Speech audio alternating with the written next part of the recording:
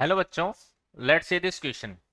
An aqueous solution of colorless metal sulfate M gives a white precipitate with ammonium hydroxide. This was soluble in excess of ammonium hydroxide on passing H2S through this solution. Okay, a white precipitate is formed. The metal M in the salt is. Okay, let's proceed for the solution. यहां हमें बोला गया है कि एक हमारे पास metal sulphate है. Metal sulphate है, ये हमने मेटल सल्फेट बना दिया. सॉरी, ये टू नहीं आएगा, एक्स लिख देते हैं यहां पर. ये हमारे पास एक मेटल सल्फेट, यहां एक्स लिख देंगे. इसकी रिएक्शन करवाने के लिए बोला है अमोनियम हाइड्रोक्साइड के साथ. अमोनियम हाइड्रोक्साइड के सॉल्यूशन रिएक्शन करवाते हैं तो हमें मिलेगा MOH whole x. Okay, MOH whole x. ये जो कंपाउंड है वो होना चाहिए व्हाइट कलर का. ये कंपाउंड कैसा? व्हाइट कलर का होना चाहिए. फिर उसके बाद बोला गया है कि इसकी रिएक्शन अगर हम इसको क्या करते हैं, एक्सेस अमोनियम हाइड्रोक्साइड में डिजोल्व करते हैं, यानी अमोनियम हाइड्रोक्साइड अभी भी हम क्या कर रहे हैं, यूज कर रहे हैं, तो ये जो कंपाउंड है वो क्या हो जाता है, सॉल्युबल हो जाता है.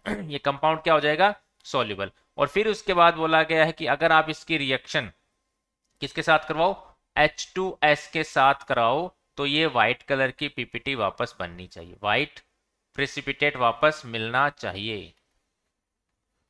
ठीक है, ये हमें बताना है कि M जो है वो क्या हो सकता है. तो इसके लिए सबसे पहले मैं आपको एक पॉइंट बताता हूं जो काफी इंपॉर्टेंट साबित होगा हमारे लिए.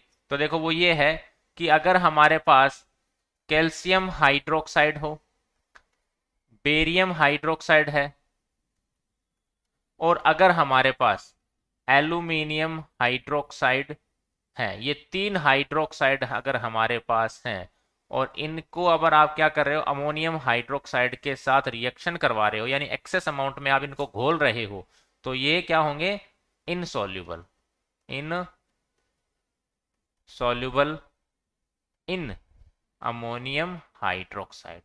तो यहां से हमारा आंसर हमें मिल चुका है. कैल्शियम हाइड्रोक्साइड, बेरियम हाइड्रोक्साइड और एल्यूमिनियम हाइड्रोक्साइड जो है वो एक्सेस अमोनियम हाइड्रोक्साइड के साथ रिएक्शन करके इनसॉल्युबल रहते हैं, सॉल्युबल नहीं होते हैं. तो हमारा ऑप्शन यहां आ गया जिंक. तो जिंक को प्रोसेस करते हैं तो हमारे पास ये हमने लिखा यहां पर ZnSO4. तो जो कंपाउंड बनेगा वो बन गया व्हाइट पीपीटी वाला ZnOH whole twice. ZnOH whole twice जो है वो कैसा होगा भाई, व्हाइट कलर की पीपीटी होती है. और जब हम इसको excess ammonium hydroxide, excess ammonium side के साथ डिजोल्व करते हैं तो ये सॉल्युबल हो जाता है. और सॉल्युबल होने के बाद हम अगर हमने इसके साथ H2S के साथ रिएक्शन करवाते हैं तो ये बना देता है ZnS. और ZnS जो होता है एक वाइट कलर की पीपीटी होती है, वाइट कलर की पीपीटी होती है. तो यहां से हमारा आंसर जो है वो हमें पता चला कि डी जिंक होगा. जो मेटल सल्फेट है वो किसका होगा, जिंक का होगा बच्चों. ठीक है, I hope you understand the complete solution.